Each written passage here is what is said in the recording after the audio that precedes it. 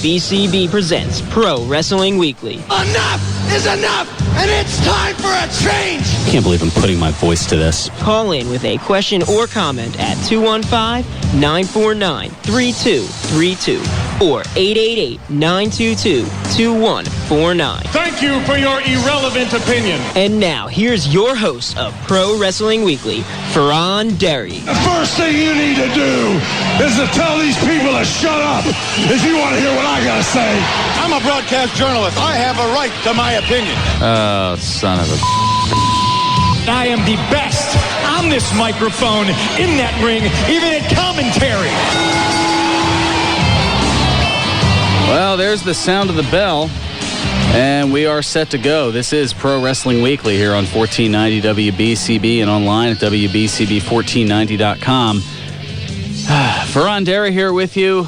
A little, a little perplexed, a little confused, a little somber, a little unsure for words, which sucks because I'm, supposed to be hosting a talk show, so not having the right words or not having words in general, not exactly the greatest thing here. But for those who didn't catch word either here on WBCB over the course of the past week or on Facebook, as things pretty much broke right after Pro Wrestling Weekly ended, I have the unfortunate news to pass along for those who missed it that we lost one of our own here at WBCB, the longtime DJ, the night driver, and board op and producer for this show for the better part of a year and a half or so, Nick Cataldi. Boo! Exactly.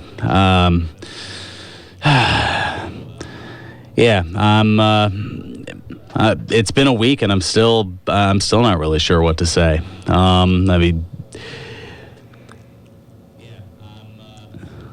It's it's a difficult thing, I guess. I don't know what exactly to do. So we'll get a little bit into the usual stuff. Lucas, the intern, not here with us today, so that's part of it also here. But we do have the Philosopher Chris Ermer in the house, and we'll see if we can get him to... Well, yeah, Fearon, I just heard you and had to come in from the other studio, and just to pass on our deepest condolences to friends and family and everybody who's still thinking about Nick Cataldi. And I've in thinking about what he did for us here at WBCB, I think he played more music than anybody in the history of the station. He held down the overnights for more than a decade, where basically that's all you had, is you just roll him out song after song after song, and he would keep everyone company with just a great personality and a way to perform on the microphone that was just absolutely amazing. And he's going to be so missed. And what he did musically, he really was I think what people with, if you think of WBCB music, you're thinking of Nick Cataldi music in a lot of respects. Well, he also had a great sense of humor, too, and that's what he brought to this show that I always found kind of funny, whether it was his longtime, I guess, affinity for old-school wrestler Dominic DeNucci, or... Yeah, he was a guy who knew a lot about everything, it seemed like, and was a great conversationalist because of that, including bringing something to the table even on a pro wrestling show. Which kind of threw me for a loop on occasion, because it was a stark contrast. Bill Melody, who did the show for years, going back to prior to me hosting it here, he would occasionally chime in, but it was kind of a rare thing. He kind of knew that he didn't know a whole lot about wrestling, and just kind of opted to stay out of the way and just kind of be the silence behind the violence, if you will. And he was awesome because he was like the logistical. He was the guy behind the curtain when he was with you and with Eric. He would be taking the calls and coordinating everything behind the scenes, and but Nick actually stepped outside. He just stepped right into the spotlight, and usually some sort of hysteria or fun or who knows whatever else would have occurred. Well, and as you said, his loss is, it's tough to talk about because it's hitting everyone here at WBCB really hard. We are a family, and we've interacted so much with Nick over many years being here, and we're struggling to pay tribute to him, move forward, and still entertain everyone out there, and make sure we have respect for what Nick did for us here at WBCB. It's tough juggling act. Oh, it is. We're trying to do our thing here, and especially on It's a balancing act, and I have, if I do have a net underneath, it's maybe about an inch off the ground. Ouch. Yeah, exactly. Right, and we are feeling a little pain here at WBCB, and but here on Saturday especially, where Nick came in and just. Again, he wove his way into the fabric of everything that we did here at WBCB, and the same deal on Saturday is he took over from the night driver to the country driver. Right, that's right. He took you on the country lane. Yeah. So we're trying to again continue to remember Nick and have good memories of everything he did for us here on WBCB, and we know there's a lot of people out there who are really missing him, and we're feeling the same way. Well, I think what kind of hit me even more, and I noticed this earlier this morning, is there's a corner here in the studio that for years had a lot of Nick's music and. We'll just go with other personal knickknacks of his, for lack of a better term. Well, he would put his slippers on when he would come in here, not like Mr. Rogers' Neighborhood, but he would take his, he would get comfy in here. Okay, well, yeah, because he's been here for the overnights all that time. So yeah, he had his corner of everything, and now all of that has been removed from the shelves. So just seeing the empty shelves, I think more than anything is kind of just a visualization of I guess getting me to realize, oh wow, this is a real thing. It's like the empty shelves and the emptiness here at WBCB, and we're feeling apart from the usual emptiness between my ears, but that's. Speaking of which, I know. We do have to. I want to make sure to get you back to talking about some pro wrestling here. And I know. I wasn't sure where exactly to take it, and you're a lot better at this stuff than I am, because that's why you're the philosopher. Well, I appreciate an opportunity to talk a little bit about Nick and to, try to again remember those great. Times that the night driver had with us here at WBCB, and yet move forward and still continue to pay tribute to Nick in so many different ways that we're thinking about doing. And in the next few Saturdays, I'm trying to put together some things, but it's all so sudden. That I know. I hardly had a chance to put anything together myself. I have a couple of little quips and tidbits and whatnot, and I'm sure. In the next couple of weeks, when Lucas, or as early on Nick would refer to him, Lamont, would come back, or he'll be back in the fold. He's vacationing. He's heading down. What a day to go to the beach when it's raining. Yeah, well, I'm hoping the Phillies will be able to do battle down at Citizens Bank Park. They got a 3:05. Oh, that's right. And so does Washington Nationals. Yeah, we got the game on WBCB if the weather allows, and I'm certainly hoping that it will.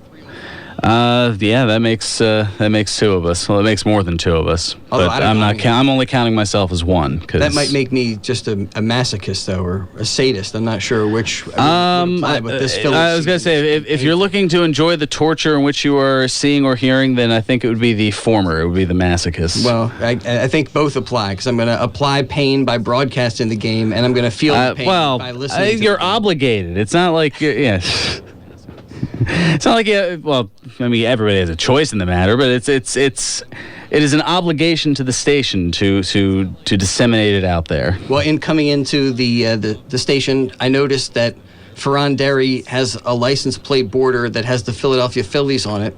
Ryan Sandberg ends up resigning suddenly I'm kind of upset with Rhino. He like shades of JBL at WrestleMania 25 after losing to Rey Mysterio.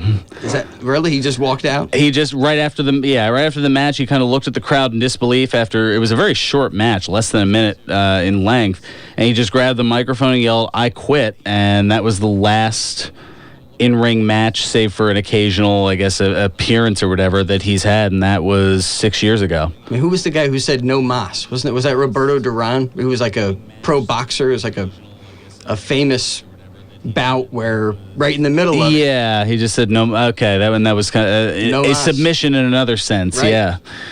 But that's what Ryan Sandberg did. Now, the reasoning for the Phillies, and I don't know if I've told this story on the show or not. I may or may not. You know what? I probably did with something for my father that I did a tribute for, either a Father's Day or around the anniversary of his passing. But my dad was a lifelong Phillies fan. Unfortunately, passed away. Actually, this December it'll be 10 years ago. But when the Phillies won their first of now 2 World Series back in October of 1980. He celebrated all night, and then 9 months later, in July of '81, I was born. So I've been kind of a Phillies fan by birth because of that. So. Even before, and even before birth. Yeah, that's awesome. So believe me, there have been. If it weren't for the Phillies, I would not be here right now. So as bad as they're doing at the moment, I kind of have to stick with them, and there have been a lot of stick with things. I remember the Ricky Ledays and Robert Persons of years past, and those were some very lean years in the late 90s, early 2000s. Yeah, well, hopefully the Phillies can find a way to right the ship, but now they're going to have to count on an interim manager to try to do that this season, and who knows what's going forward, but we got crazy, I don't know, I don't trust these guys in the front offices necessarily either, so... I don't know. Maybe they can get Abe Knuckleball Schwartz in. There we go. Who? Well, no, he was around at that time too. But no, I'm slowly trying to tie it back into wrestling. It was Steve Lombardi, a longtime office guy for WWE. That was one of his characters in '94 during the baseball strike. Was they had him dressed up in like the old pinstripe type outfit, and he had face paint that it was the image of a baseball on his face, and he was his character name was Abe Knuckleball Schwartz. That's terrific. I know some of the wackiness that went on in professional wrestling. It was '94. It was kind of a down time frame at that point. So of course that was when I first was following every second of it. Because I was naive. I was like 12 at the time. Knuckleball Schwartz. Yeah. Well, the Phillies could use him. They probably could. Something. I don't know. But there we go. That was my attempt to bring it back to. Otherwise, we're like a knockoff of Baseball Insiders. So. Well, I don't think we can follow that show. Yeah. No. Exactly. Ricky Vitalico and John Brazier. John Brazier. Yeah, thank you. Tough act to follow.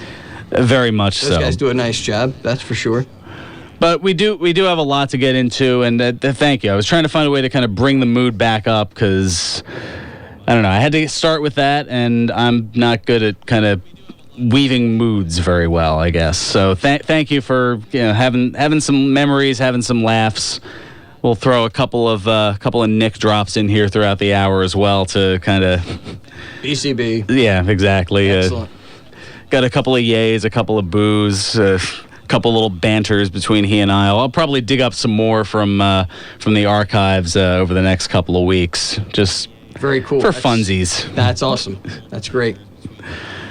Yeah, what a lot to talk about. First of all, since he's been sitting here, kind of nodding along and whatnot, I guess old becomes new in a sense, in that this gentleman spent some time here with us as an intern. Never came in here on a Saturday, even though he's a bit of a wrestling fan, but Yale Alpert here with us. Thanks for having me on, Fearon. Always wants to come on the show. Yeah, not a problem. I figure since Lucas is off enjoying the rather wet sand at this point, because it's raining considerably outside, figure give you a chance to sit in. This is a bit of an unorthodox show, but you've listened to the show before, so you kind of have a pretty good idea of what all goes on and whatnot. Oh, yeah. All right. So, I mean, what to get into first? I mean, it seems like the word of the week has been injuries. You've got Tyson Kidd undergoing neck surgery. We'll get into that a little bit on the other side. It's a litany of news this week. And the big news with Daniel Bryan as well. Yeah. Well, Bret Hart got that ball rolling this past weekend. I didn't get the chance to talk about it on last week's show, but basically saying that Daniel Bryan is finished, kaput, dunzos. We'll get into that story now, and that'll lead right into our first time out. WWE Hall of Famer Bret Hart having a lot to say in a recent interview with Sports Illustrated's Extra Mustard web interview, delivering a State of the WWE address to SI. Some of the highlights regarding Daniel Bryan, Hart saying, quote, "Daniel Bryan is finished. He'll never wrestle again. I don't think he knows it yet. I feel terrible about Daniel Bryan. For all intents and purposes, he had the exact same thing happen to him that happened to me after Bill Goldberg kicked me in the head. One day you learn it's over. Doctors tell you you can't wrestle and you'll never wrestle again. I lost millions of dollars because of that. I pray that it's not the same for Daniel Bryan." Yeah, that's there are some similarities with the neck pain and the headaches and whatnot, which I think because WWE hasn't really addressed it, it could be concussion issues that Daniel Bryan's dealing with, and there's been a lot of mystery, a lot of clouding as far as information. Bryan's still insisting he'll be back, but if it is indeed a concussion, this isn't the first time that he's been taken out for these head and neck injuries. How many more times can he go to the well before something potentially life-threatening, or, I mean, obviously the career's in jeopardy already, so it's not really career-threatening. Yeah, definitely. I mean, concussions are one of the most life-impacting injuries that one could have, and having experience with concussions and knowing people that have had them before and looking at previous wrestlers with concussions and broken necks and broken bones and collarbones and what you name it, I'm afraid for Daniel Bryan. I knew this was coming. I knew this was coming since Cade dragged him onto the stage back after WrestleMania 30. It's actually after that was kind of the way to write him off. Yeah. And it's been a tumultuous 14 months since then, to say the least. Bret goes on to say, "I saw him in a lot of his matches after he came back from the injury, and he was taking suplexes on the back of his head, power bombs, and other really dangerous moves. I know he wanted to test it out, but I think he may have pushed himself too hard." Now, this is interesting. It goes on to say, "He's like Dynamite Kid in the sense that they're both tough and neither wanted to admit that injuries got the best of them. He's finished forever, but I don't think he's even realized that. He's probably thinking, maybe it will get better in a few months, but unfortunately, I don't think it will." Woof. Yeah, that is tough, and Bret Hart knows injuries a lot more than anyone else in the industry does, and Daniel Bryan, once I saw him bang his head against the announce table off of being pushed to ring off by Sheamus, and then getting the good old elbow to the face by King Barrett, I knew that was going to insinuate a problem. And it looks at this point like it has. Other notes from the Extra Mustard Sports Illustrated interview with Bret Hart. He had high praise for WWE World Heavyweight Champion Seth Rollins, saying, quote, "Seth Rollins is one of the hardest working wrestlers I've ever seen. He's one of those rare guys in the industry today who is an innovator and a guy who creates new ideas, moves, and psychology. I know I got really excited about wrestling again after watching CM Punk and Daniel Bryan, but now neither one of those guys is around, and Seth Rollins is going to carry the company. His timing is impeccable, and he does a lot of the challenging, creative, complex stuff." A lot of alliteration with the C's. Definitely the top heel of the industry, and I'm a heel guy. And Seth Rollins, I've been watching him since Tyler Black in Ring of Honor. And I knew that his Phoenix Splash and his curb stomp, which was unfortunately removed a couple months ago due to the thoughts of head injury and the prevention of it in WWE. Yeah, they've been really big about that, going all the way back to Saturday Morning Slam. You remember that short-lived show for the kids? Yeah. Where no shots to the head were allowed at all. It seems like they've now, I don't want to say they've expanded it to all of their programming, but there are certain moves that you just don't see anymore because of that. The curb stomp is one, Randy Orton's punt kick is the other, although he hits with that about as often as Charlie Brown hits the football with Lucy holding it in front of him. So, I love how that wrote off the second Nexus, especially with Husky Harris, who now is haunting Roman Reigns as Bray Wyatt, and that storyline between him and the rivalry with CM Punk back in 2010, 2011. But I knew that had to go at some point, because every time I watched that, him with being the legend killer and kicking guys like Sergeant Slaughter in the head, I knew that had to be dangerous, and I knew that was going to be removed. Yeah, it was just a matter of time, unfortunately. Speaking of time, we got to take care of our first time out, so we'll take care of that. We've got some more from the Bret Hart interview, also another passing to talk about. It's all like injuries and deaths and surgeries. I don't know. I've got to find a way to get some yucks back in here. Also, a couple of individuals with TNA kind of looking in the rearview mirror. We'll get into that as well. Also, possibly some late paychecks.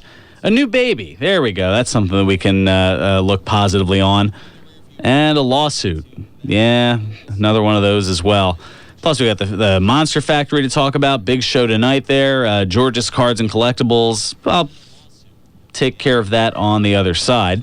And, well, you know my favorite spot. We'll get into that later as well. Chris, for the more Philosopher. Yucks, we need to bring back more Knuckleball Schwartz. More Knuckleball Schwartz. Sweet mercy. Will you be serious? The listeners demand more Knuckleball Schwartz. More Abe Knuckleball Schwartz. Holy smokes. On that note, yeah, I'm long overdue for a timeout. Thank you to the Philosopher Chris Ermer, Yale Alpert alongside me here. This is Pro Wrestling Weekly here on 1490 WBCB and online at WBCB1490.com. And now, more Pro Wrestling Weekly with your host, Fearon Derry. Welcome back to Pro Wrestling Weekly here on 1490 WBCB and online at WBCB1490.com. Fearon Derry here with you, not alongside Lucas the intern, but former intern and now Temple student who's going to be putting together his own radio ranks. Apparently I've got some competition now, courtesy down to Temple University. Talk a little bit about that. Yale Alpert we've got here in the studio. Well, since my sophomore year at Temple University, I've been a member of WHIP, Temple Student Radio Station. It's all students, all student-run. Sports shows, news shows, even on shows on science. This summer, I wanted to host my own show since this will be my senior year, and I sent an email to the new general manager. His name is Ed LaFerge, and I proposed to him a professional wrestling show. It would be on Sundays in the evening slot, and he said Sunday at 7 p.m. It would be a good time to preview. Oh, like a pay-per-view preview type deal. Okay. If everyone gets sick of Renee Young and Booker T and Corey Graves. Ooh, they could just taking pot shots. Okay. I love them, but just to give the variety and something different. And I'd also be talking some NXT, because I think NXT is the hottest brand in professional wrestling right now. Touch on the independents a little bit, because I used to go to CCW a lot as a kid over at the old ECW arena. Talk some DJ Hyde. It's going to be called The Bottom Line. It's going to be Sundays at 7 p.m. starting in late August, early September. And we'll make sure to get you call in sometime. We're looking to talk to both guys who are in the industry and the journalists. We have friends from WrestleDelphia.com who are going to call in. Oh, okay. So, yeah, we're both journalists and industry-based. And we're looking to talk anything and everything from TNA to AAA to Lucha Underground. We're looking to hit it all and become the next biggest radio show for professional wrestling in Philadelphia, behind yours, obviously. I appreciate the compliment. I mean, there's something to be said for longevity. That's kind of more. I don't like to necessarily. I'm not one of those people who touts that I'm the best, because usually doing this on a couple hours of sleep, it would be dishonest to even attempt to venture in that regard. But it is statistically the longest-running pro wrestling radio talk show in the history of terrestrial radio, and somewhere on the Jersey Shore, Lucas the intern is retching. Yeah. Good job. Good job. We were here. We're not going anywhere. I know, kind of like this segment. Little old Nick drop. He was always good for chiming in at something. Actually, looking at the Pro Wrestling Weekly Facebook fan page, Eric from the Minnesota Wrecking Crew chiming in. He said, "I loved hearing Nick chime in when needed in the show. It seemed like the show was at a standstill." I don't know if it means chiming in to help or chiming in to make it a standstill. I don't know where he's going with that. I always enjoy hearing his memories of old school wrestling that preceded my memories of old school wrestling. It'd be cool on a slow news week having an old school talk for a show in memory of Nick. #boo, because, but one of our drops for, two of our drops for Nick. One was a yay and the other was a boo. So, Yay! Whenever I would mention his name behind the, from listening before, but in case there are some first timers, he would turn the mic on just to say yay because his name was mentioned. Then he'd turn the mic off and go right back to what he was doing. Bob from Trenton showing Yale some love here. This guy is good. Lucas the intern better watch out. Thank you, Bob from Trenton. It's always fun to get some support from those who listen into the show. As an intern here, I would only be on 30 seconds at a time, either talking about Trenton Thunder, Phillies, or the Sixers, because they were in the playoffs at the time that I was an intern here. I know how it feels, and it's not fun. See, it's Lucas still trying to get his shtick in from way over on the Jersey Shore, trying to have a little bit of fun. That's pretty much what we do here. You impressed me twice in 5 minutes. It took you years to do it, but it took years to do it. Exactly. You managed to pull. No, sir, that was pretty good. Oh, thank you, Nick. I appreciate that. See, those are some. That's just a little snippet of some of the back and forth banters and things that have gone on here over the years. And again, Nick Cataldi surely going to be missed. Oh yeah, I only met him once or twice as an intern. I knew he's more of an overnight guy, but he did come into the studio. I was here at about 6 a.m. to 7 a.m. every day that I was an intern here. And beautiful man, beautiful heart. A longtime WBCB mainstay. He was the first name that I saw when I was looking for an internship in radio, and I searched on the WBCB website, and I asked my old advisor, Matt Mira, who is this Nick Cataldi guy? And he couldn't stop talking about him. Mm-hmm. That's how big his passion was for radio and for this station. And I'd see his slippers once or twice, but unfortunately not when he'd be wearing them. But I knew the studio we had, it was a little more cluttered than the last time I was here. So I know Nick made a big impact here. He always will. He'll always be with us. He'll always be in the studio in spirit. All right. I don't know if I can get away with telling this story on the air, but it's my first. Well, it's the first memory or the first time that I'd ever met Nick. It was my second day here as an intern, so that would have been, April either 29th or 30th, 2008. So we're going back over 7 years ago.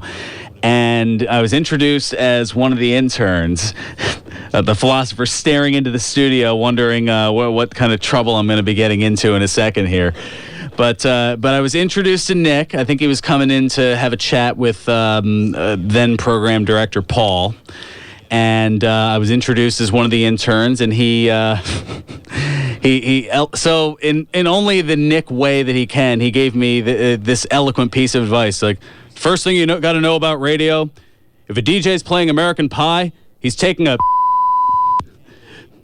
That was the first time that I met Nick Cataldi, and that was the first impression that he gave upon me. Okay, and now that the delay has hit on the other side, I'm getting approval from the philosopher, so apparently I'm not in trouble. But it was a funny story because It's true. American Pie is like an 8.5 minute long song. So it's an odyssey. It's the biggest odyssey in music. Okay, good. I'm cracking up Chris Ermer on the other side, and I didn't even have to mention Knuckleball Schwartz. Go figure. All right, let's get back to some news and notes here. I knew this was going to be a really weird, quirky, crazy show, crazier than usual, and that doesn't involve Lucas the intern. Go figure. That is not fair. Yeah, I know. When Lucas first started on, he was very, very droppable. And his voice hadn't at the time. That's kind of difference between being age 15 and 17 now. A huge difference.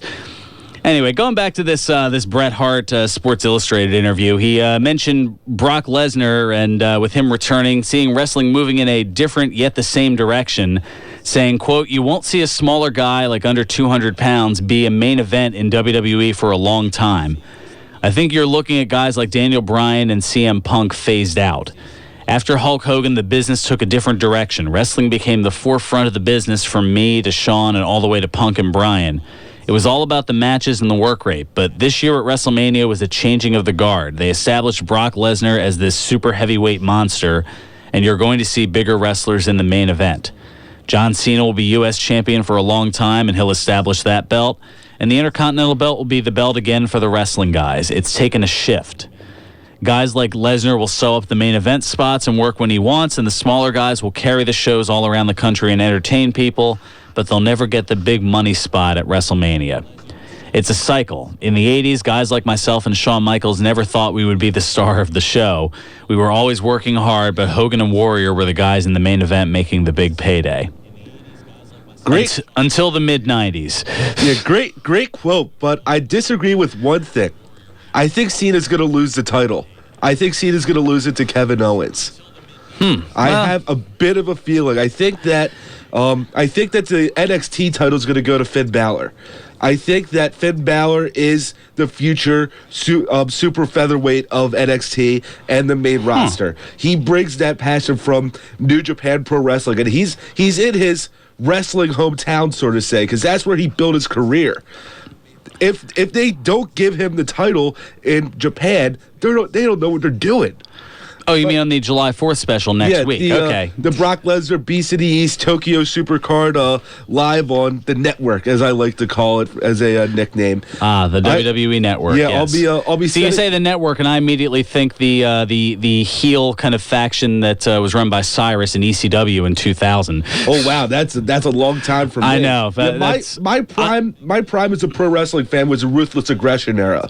So about 2002, after the name change from F to E, that was about when I was my biggest fan, and Undertaker was still on his bike. Stone Cold was about to become GM after his last match at 19 versus The Rock, which was awesome. And my favorite WCW guy, Goldberg, making his year contract with WWE. Yeah. But getting back to that quote, that's well said about Hogan and Warrior to Punk and Bryan. I mean, not the names that you'd first think of when talking about pro wrestling, because it's just the difference of eras. And I couldn't compare those two to the two that we've had, 2010 and beyond. Well, eras are part of it. I think a little bit of it too, and this is something that Bret, for understandable reasons, kind of glosses over.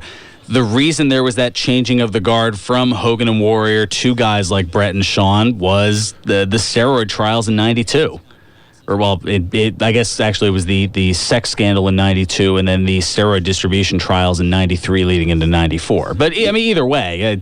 WWF and E have pretty much hit every drug and sex scandal possible. Oh, goodness. Yeah, I don't even know where to go. But yeah. Bret discusses a lot more in the interview. I'd say go to sportsillustrated.com to check it out. He talks tag team wrestling. He talks Samoa Joe. He talks about the passing of Dusty Rhodes and a hilariously memorable rib by his brother Owen Hart on Vince McMahon. I could tell it here, but it's a tease. It's to kind of push people to go there. Not that I have any vested interest from Sports Illustrated, but I've heard that behind the scenes, Owen Hart was one of the hardest guys to deal with. Well, because of all of his jokes and pranks and ribs and whatnot. Absolutely. Yeah, it's said by good old Hunter Hearst Helmsley when he was interviewed by Stone Cold for his podcast. Yeah, the stories of Owen's ribs are legendary, to say the least. All right, wow, for an hour where I didn't think a whole lot was going on, it's just flying by quickly. It's all because of Abe Knuckleball Schwartz, apparently. Yeah. That might have to be the title of the show. No, or the title of the episode. Let's see. Some unfortunate news. Buddy Landell dead at the age of 53. William Answer, better known as the Nature Boy Buddy Landell, one of the. Seems like there are a lot of Nature Boys in wrestling. Yeah, there's Buddy Rogers, Ric Flair, Buddy Landell.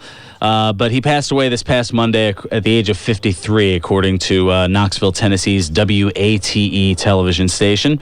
The cause of death wasn't listed, however, he did pass away in his home, according to the story. And as if we haven't had enough injuries to talk about, Jamie Noble, he was injured too this past week. 3 broken ribs. Security, 3 broken ribs at the hands of Brock Lesnar during that final segment of WWE Raw.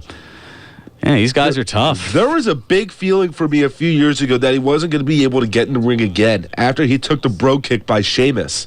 I thought he was done after that, and him getting back into the storyline with J&J Security, they seem like the most 2 annoying leprechauns in WWE, but because of the Seth Rollins versus the Authority rivalry until the reculmination, I love that storyline, and I love how J&J beat Seth Rollins. Well, they are this generation's stooges, and I know I'm hearkening back to my heyday, which, as you say, for you it was the ruthless aggression era. For me, it was the new generation and early attitude era. Yeah. Well, early to mid attitude era, probably from 93 to about 2000, 2001. So I recall the constant ongoings and chuckles with Briscoe and Patterson and their stoogery. And there have been some comparisons between J&J Security and Briscoe and Patterson, all the way to the point where if you caught, I think it was in the first hour of this year's WrestleMania pre-show, there was a backstage segment where you had J&J Security run into Briscoe and Patterson at the catering table, and they were getting coffee. I think in Briscoe and Patterson's case, they were getting coffee for Mr. McMahon, whereas J&J Security were getting it, I think, for Triple H and Stephanie. So that I thought was a funny little kind of behind-the-scenes type thing. At least it wasn't Vicky Guerrero, Roman Reigns getting coffee for Triple H and Stephanie. Oh, goodness. Oh, yeah. You had to bring that back. That was rough to endure, but... Boo! Yeah, Vicky... Thank you, Nick. Well, that was the end of Vicky Guerrero's illustrious career. Yeah, well, yeah, she went on to, I guess, better things or anything like that. Oh, goodness. All right. A couple of wrestlers announcing that they were leaving TNA, Samuel Shaw and Low Key, both announcing via Twitter this past week that they're leaving and basically thanking Impact Wrestling. And I think part of the reason for it, a story that TNA production staff, they were informed that their paychecks will be late again.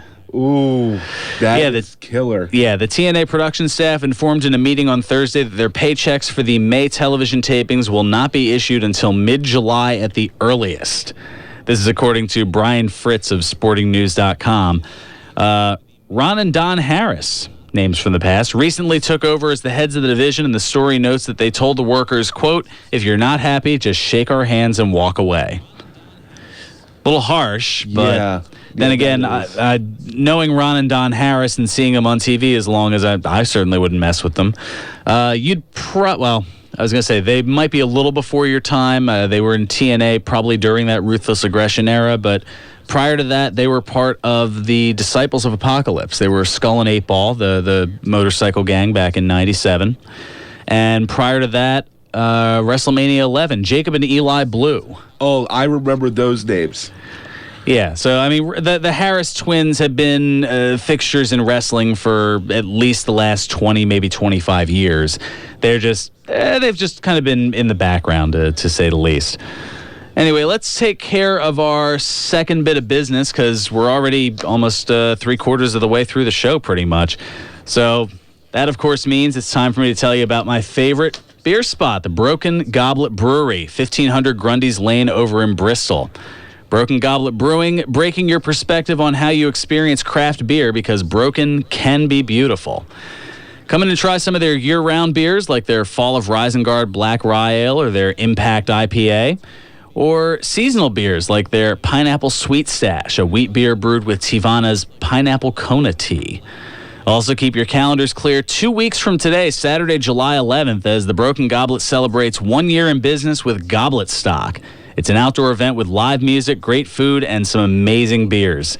Food trucks from the Whirly Pig, Hop Fries, and the Cow and the Curd will be on site. Plus, some of the special beers that will be at the event include a 1-year Imperial IPA aged on white oak, a 1-year aged Russian Imperial Stout, a Strawberry Cream Ale, a Whiskey Barrel IPA with orange zest and juniper berries, a 1-year aged Scotch Ale with brewed with maple syrup and Gala apples, and just added aged Trait de Marque.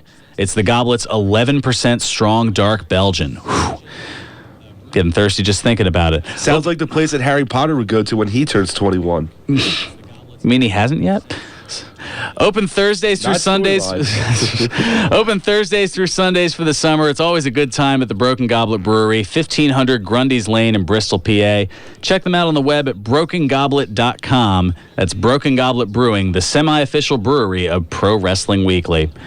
Be back with more, including Today in Wrestling History, of course, birthdays, some more news and notes to get into. Oh, plus I got to talk about the factory still. All that's to come. More of your Facebook feedback as well. This is Pro Wrestling Weekly here on 1490 WBCB and online at WBCB1490.com.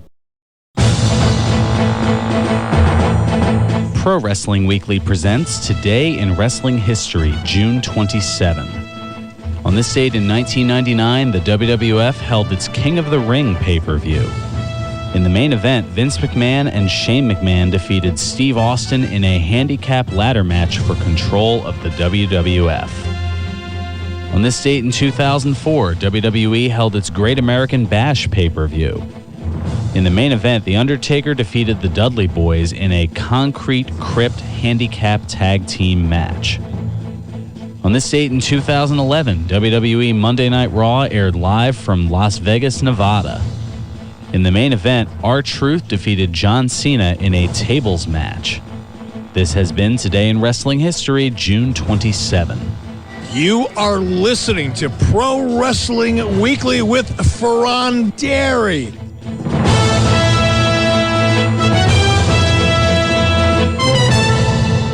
Welcome back to Pro Wrestling Weekly here on 1490 WBCB and online at WBCB1490.com. Fearon Dairy here with you alongside Yale Alpert, returning, I guess, intern here at WBCB, at least sitting in here on the show.